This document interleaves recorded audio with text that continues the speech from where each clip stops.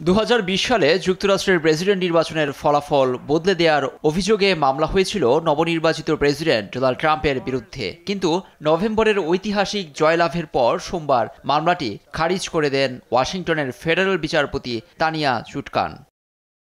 ট্রাম্পের বিরুদ্ধে ফৌজদারি অভিযোগ এনেছিলেন যুক্তরাষ্ট্রের বিশেষ প্রসিকিউটর জ্যাক স্মিথ। দেশটির বিচার বিভাগের নীতি অনুযায়ী রাষ্ট্রপতির বিচার করা নিষিদ্ধ, এমন বাস্তবতায় অভিযোগ প্রত্যাহার করতে বললেন ফেডারেল বিচারপতি। তাই মামলা খারিজে আদালতের প্রতি আহ্বান জানান বিশেষ প্রসিকিউটর।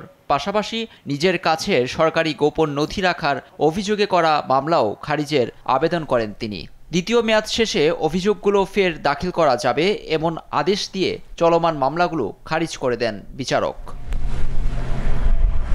সামাজিক যোগাযোগ মাধ্যম ট্রুথ সোশ্যালে ট্রাম্পের দাবি তার বিরুদ্ধে এসব মামলা করা হয় রাজনৈতিক কারণে, যা ভিত্তিহীন ও বেআইনি।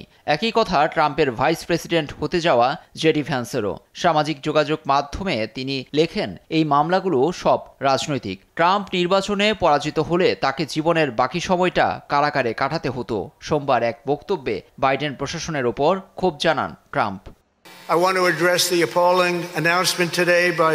আমি আজ দুর্নীতিগ্রস্ত বাইডেন প্রশাসন এবং তাদের হাতিয়ার বিচার বিভাগের ভয়ঙ্কর ঘোষণার ব্যাপারে কথা বলতে চাই। ল্যারি, আপনি কি চান আমি এ বিষয়ে কথা বলি? ক্ষমতার ভয়ঙ্কর অপব্যবহার অনেক আগেই শুরু হয়েছিল। আমি ভেবেছিলাম আমার বিরুদ্ধে নথি গোপনের মামলা অনেক আগেই শেষ।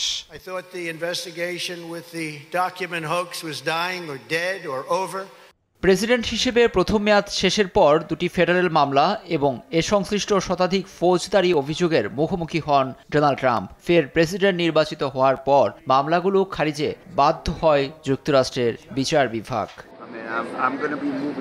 নিউজ ডেস্ক, দেশ টিভি।